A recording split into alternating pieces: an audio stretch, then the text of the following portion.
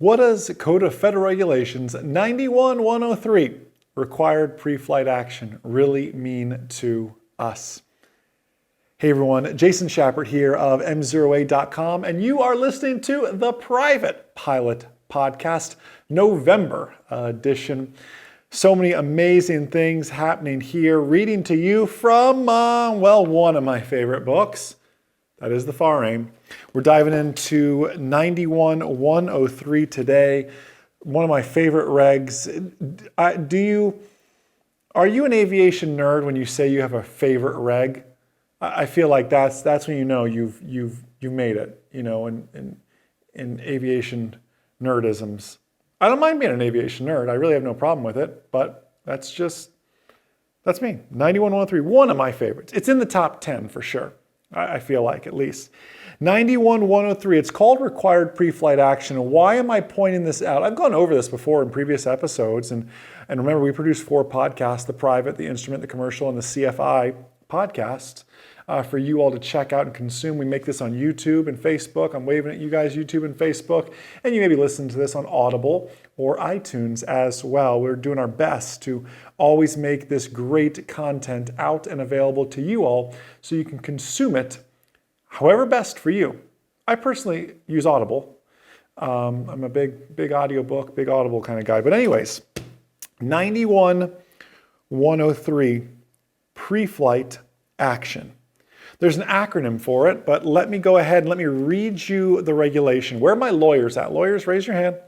Where are my lawyers at? This is I'm a 3-time college dropout. I'm not a lawyer, an aspiring lawyer. I'm fascinated, back to Audible, I did a whole audiobook on contract law. Sometimes I get into, just geek out on things, right? I'm fascinated by this stuff. Listen to this. You ready, lawyers?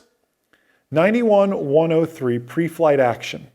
Each pilot in command, say that's me. Each pilot in command shall, before beginning a flight, become familiar with all available information concerning that flight. Period. All available information? There's a lot of stuff out there.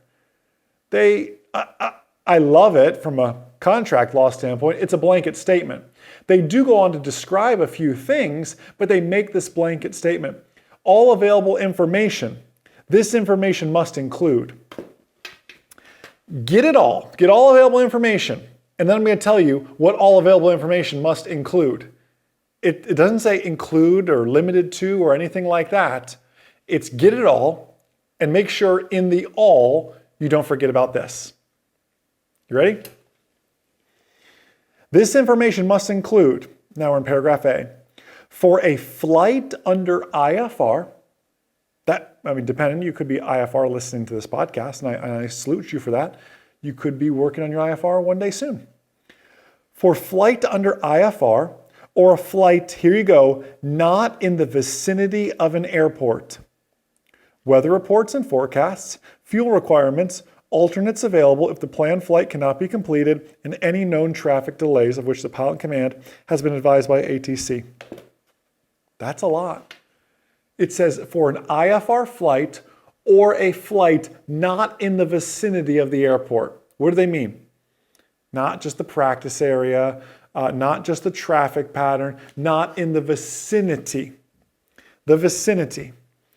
The vicinity is I'm going out, I'm flying, away from the airport, I'm going somewhere. That's what they mean when they say out of the vicinity of your airport. Paragraph B, for any flight. So this is any flight. This is a lap around the traffic pattern. For any flight, runway lengths at airports of intended use, and the following takeoff and landing distance information.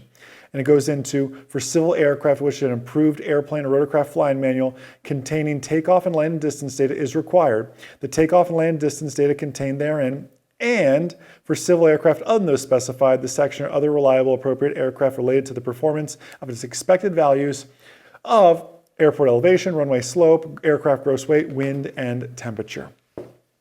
It's a short but powerful little regulation, because it means a lot, and it's got some very strong language in there, like all available information. Let me break it down to you in a great little acronym as to how we can remember this best. The acronym is NW Craft, and it's craft with a K. So NW, Northwest Craft, NW KRAFT. Now, if you're listening to this on Audible or iTunes, you just have to take my word for it, NW Craft. If you're watching this, I'm gonna direct Coach Ray, and right now, magically, right here, NW Craft appears. And we will fill that. Coach Ray's laughing right now as he's editing all this because Jason just makes up stuff as he goes sometimes. It's accurate. Coach Ray edits all our social media videos. NW Craft. The N stands for NOTAMs. The K for known ATC. Oh, I'm getting ahead of myself. If I had I can't see Coach Ray's beautiful acronym, so I'm getting ahead of myself. That's the problem. The N stands for NOTAMs. The W, who forgets the W? The W stands for your weather. The K, now I'm right. The K is for my known ATC delays. The R is for my runway lengths. The A is for alternates available. The F is for fuel required. And then lastly, as we wrap it all up, the T is for my takeoff and landing distance information.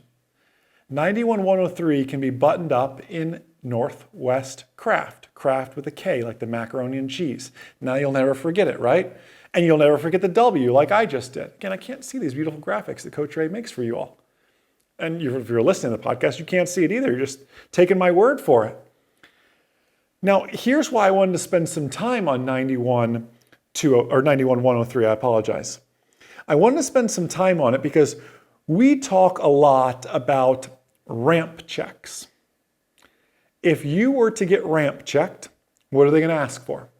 Well, they're going to want to see your picture ID, they're going to want to see your pilot certificate, your medical certificate, if applicable. They're going to want to see all the airplane's airworthiness documentation, your aero documents as well. And then they have the right to look at 91103 because it says, become familiar with all available information concerning that flight. For flight under IFR, flight not in the vicinity of the airport, weather reports, right? Fuel requirements, alternates available. And I want to stop there on alternates available because it's so easy to read this and go, oh, alternates, they mean IFR alternates. And in the IFR environment, I know this is the private podcast, but in the IFR environment, there are situations where an alternate is required. In the VFR environment, if you've done any VFR flying, you filled out a flight plan form and it came down to the alternate section. And I guarantee someone's told you at one point or not in your flying career, oh, alternates aren't required for VFR. You don't need to put it there.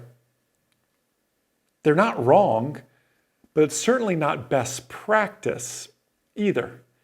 You should always have an alternate. You may not file it on a flight plan form, but you should always have it in your mind. You should always know where you're going. You should always know where your backup is. And 91103 says that. 4, it says flight under IFR or a flight not in the vicinity of the airport. And it says alternates available if the planned flight cannot be completed. A VFR flight not in the vicinity of the airport sounds like I should always have an alternate in mind. And if I were to be ramp checked while engaging in a VFR flight not in the vicinity of the airport, meaning leaving the airport and I came back or something, and I get ramp checked, they've got every right to ask me all these things. Or for any flight, they could ask me, where's your takeoff and landing distance information? Can you show me that? How'd you calculate that today for this flight?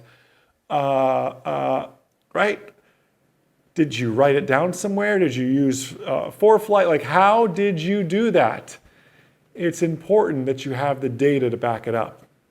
Now, if you've ever had the pleasure of being ramp checked, you know they're going to ask for quite a few things, and usually you have they send you on your way because you have everything.